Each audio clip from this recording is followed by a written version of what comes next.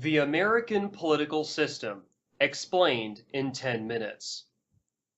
The American system of government is ideologically based upon classically liberal republicanism. Historically, this stemmed from the colonial era committees of safety, as well as the original committees of safety in England during the English Civil War of the mid-17th century. This republican form of government was first codified within the Articles of Confederation and subsequently into the United States Constitution. Thanks to the Philadelphia Convention of 1787 and their socialization of the war debt, the federal Constitution established the framework for the operating structure of the central government, which is composed of three branches: the legislative, the executive, and the judicial. The legislature writes the laws, the executive enforces the laws, and the judiciary interprets the laws.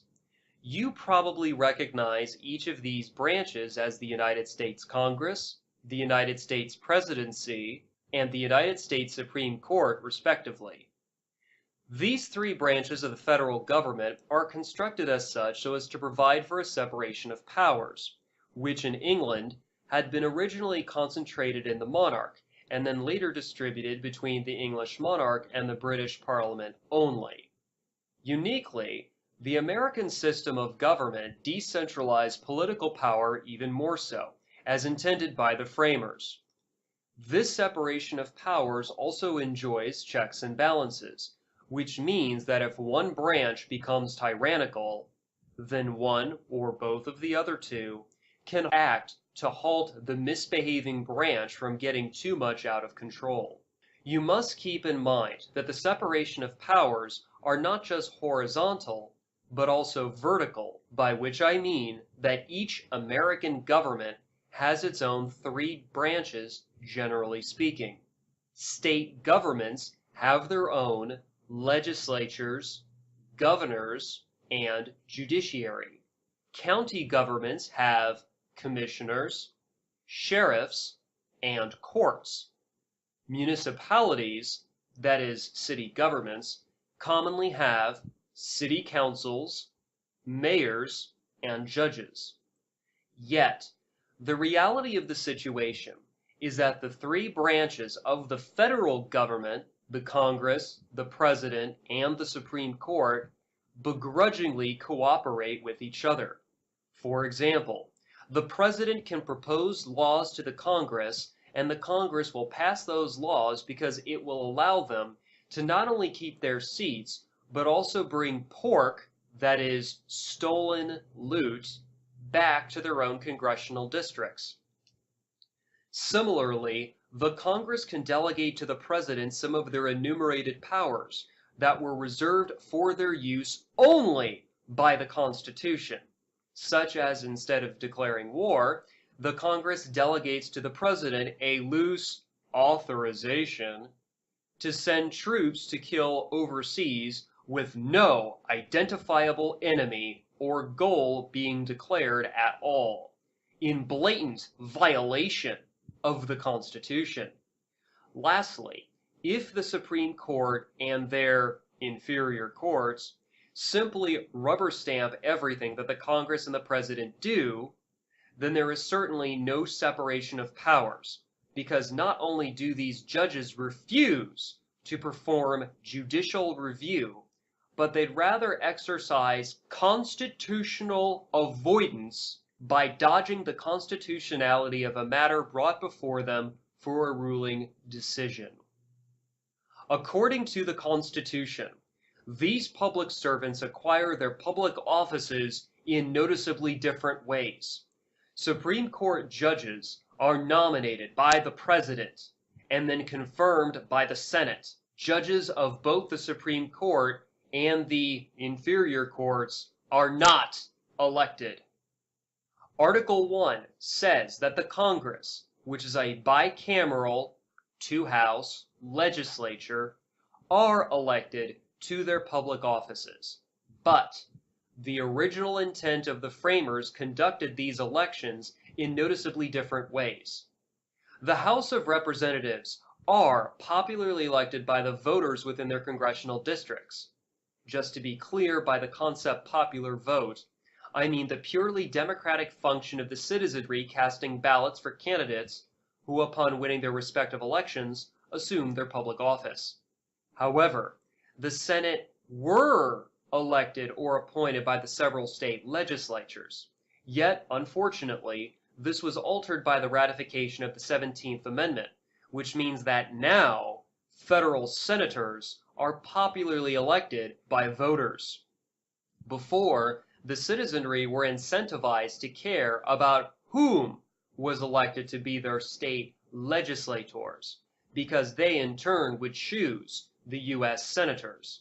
This change is not insignificant because it centralizes power in the federal government, thus regressing the American experiment to more closely resemble monarchical Old England. Uniquely, the U.S. presidency is the only public office that is specifically enumerated within the executive branch. The Constitution says that the president is not elected by the popular vote. Rather, he is elected by the Electoral College, which is composed of electors who are appointed by the several state legislatures. According to the U.S. Supreme Court's ruling in re Green 134 U.S. 377 in 1890, the judges ruled that, quote, the sole function of the presidential electors is to case, certify, and transmit the vote of the state for president and vice president of the nation. Although the electors are appointed and act under and pursuant to the Constitution of the United States, they are no more officers or agents of the United States than are the members of the state legislatures when acting as electors of federal senators, or the people of the states when acting as electors of representatives in Congress. Close quote. Put simply, the delegates of any political party simply do not matter, because they do not elect any candidate to become the president. That constitutional prerogative belongs solely to the electors within the Electoral College. According to the United States Constitution Annotated, which is published by the Government Printing Office, quote, electors constitutionally remain free to cast their ballots for any person they wish, and occasionally they have done so, close quote. To briefly recap, Supreme Court judges are nominated and confirmed by the President and the Senate respectively, hence the importance of Senate confirmation hearings. The entirety of the Congress is now elected by the popular vote. The President is elected by the Electoral College, whose own electors are appointed by the several state legislatures. Americans have come a long way from their origins as codified in the Articles of Confederation and the Declaration of Independence. Today, according to constitutional law, your individual votes only count towards electing congressmen and senators. So, unless you are also going to vote state legislators into their public offices as well, then you have absolutely no influence whatsoever in who becomes the next president of the United States. Should you decide, however, that you do not want to place your freedom in the hands of either the federal Congress or your state legislature, then please consider canceling your voter registration today. Visit www.tinyurl.com url.com/cancelvoter for more information. Thank you for your time. Get up off the ground!